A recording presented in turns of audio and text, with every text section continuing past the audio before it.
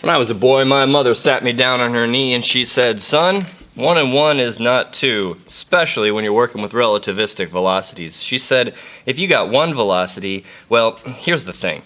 If you've got two things that are looking at each other, this is when you use this equation. You got one thing that sees another thing going at a certain speed, and the second thing sees a third thing going at a different speed. Then to find out how the first thing sees the third thing, you got to use this equation right here. So this is relativistic velocity addition, and it guarantees that the velocity that the third thing sees is less than the speed of light. Even if this is 90% the speed of light and this is 97% the speed of light, this is what I'm talking about is beta. We define beta to be the velocity of the thing divided by the speed of light. So I can talk about ratios, and in fact everything cancels. These are such nice equations.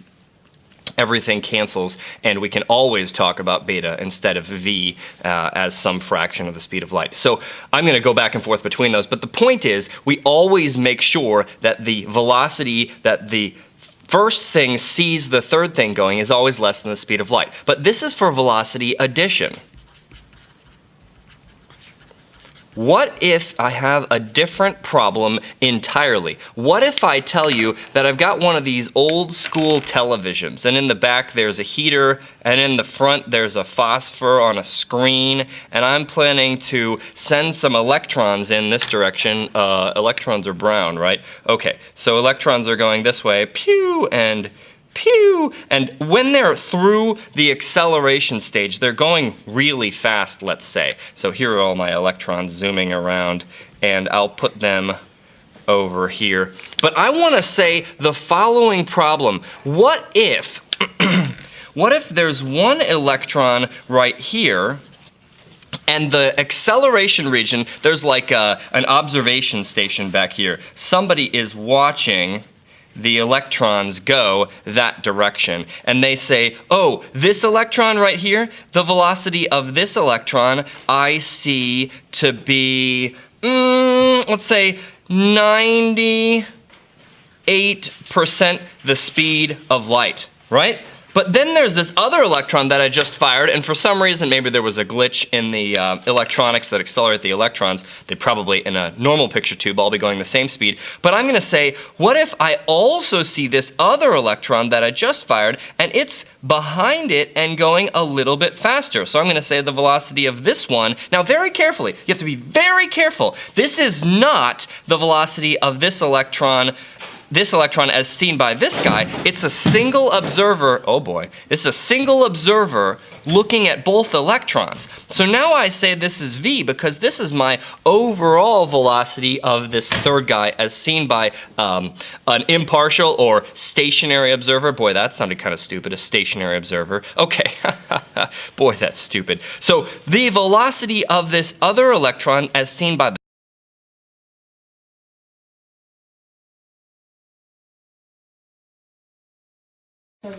So I got this I got this entire city resting on an electron, and the whole point of me creating that city on the dreams and hopes of the proletariat is that these guys on Whoville would say, whoa, there's an electron approaching us rather fast, right? And you're looking at this and you're like, maybe Whoville sees this electron coming in at 1% of the speed of light. But I don't think so. It's going to be a little bit different from that. But to do that, we have to say, oh, we know the velocity of the third party as seen by the first observer. We know the velocity of the second party as seen by the stationary impartial observer, but we don't know the velocity of the second party as seen by the first party. So I'm going to try to find V2, which brings us to algebra. Yay, it's your favorite part of the show. So let's go to solving for V2. Notice, well, I'm not going to tell you that yet, but let's solve for V2. I get 1 plus V1 V2 over C squared times V. I'm going to try to get everything with V2 on one side and everything with V1 on the other side. I'm going to distribute and, watch this, I'm going to distribute and move things from side to side. I mean, add and subtract them in one fell swoop here.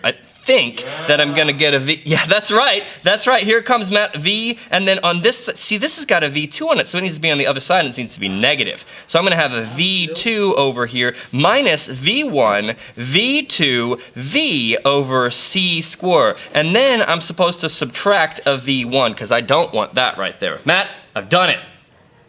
Now let's look at each of these terms. Each of these terms has units of velocity. Velocity, velocity, velocity. Ooh, this has 3 velocities up top and 2 velocities down on the bottom. So we got meters per second all around, and we haven't made any stupid algebra mistakes. Maybe we made some more subtle ones, but we'll see. Let's see. My next plan is to factor out a V2. So I get V2 equals, well, I guess that's going to be...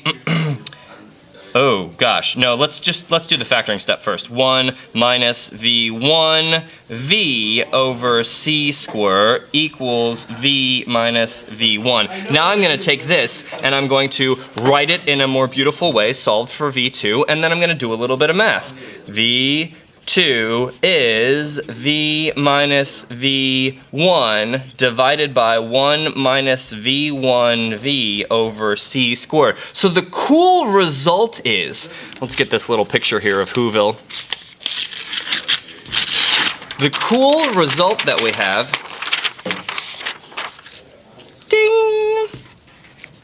The cool result that we have is that Whoville thinks that this guy is coming at them faster than they would otherwise appear to if there weren't any special relativity. Of course, there is special relativity. So Whoville sees these guys coming faster than 1% of the speed of light, because this, we got 0.99 here, minus 0.98 would give us 1%. Then we divide by something that's slightly less than 1. So we get an amplified difference in velocities because this denominator, oh, look at this denominator compared to the equation for velocity addition. Here's the velocity addition equation. It says V is V1 plus V2 over 1 plus V1 V2 over C squared. So this is addition, and this guy is subtraction. And that's interesting, I think, because this one is making sure that you stay below the speed of light, because this denominator will always be greater than 1. This one is making sure that you take into account the speed of light for these apparent velocities as seen by different observers. And so it's actually amplifying subtraction and reducing addition. Okay, cool. So we got this. We got this relationship right here, and I'm about to tell you what those velocities are. I turn on my calculator. I'm going to change my batteries when I feel like it. And my plan is to take 0.99, whoop, better put some parentheses around it. Oh my gosh, braces, where am I, Great Britain? 0.99 minus 0.98, and I will open up some new parentheses for my denominator. 1 minus, V1 is 0.98.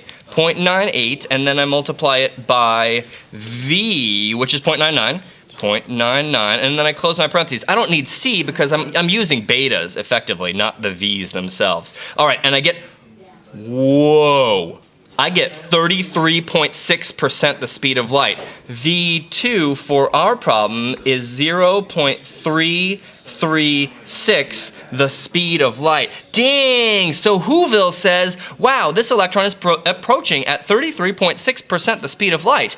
Whereas a stationary observer might stupidly just subtract them and say that's only a 1% the speed of light difference. Whoville knows better. Whoville knows you better get out of the way of that electron right there. This implies something about this second electron's energy. Maybe this electron has a whole bunch of energy. I don't know. Maybe it doesn't. Look at this equation right here, though. Before we close this example, I want you to look at this equation right here. This equation is symmetric in V1 and V2. So when we did this math right here, we were saying that we knew V1. We could just as easily have said we know V2. It's all about who's observing what. I think of it like this. I think of it like V1 has an observer. V2 has different observer. If they have different observers, then you know V1 and V2. If you have only one observer, let's see, here's my hint.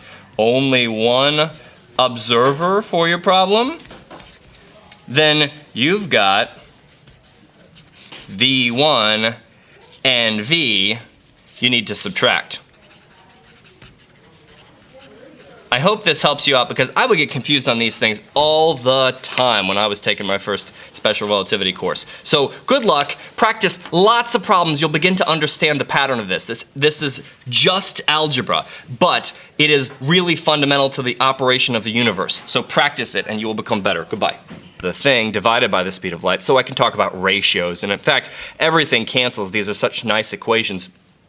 Everything cancels, and we can always talk about beta instead of v as some fraction of the speed of light. That the third thing sees is less than the speed of light. Even if this is 90% the speed of light, and this is 97% the speed of light, this is what I'm talking about is beta. We define beta to be the velocity of...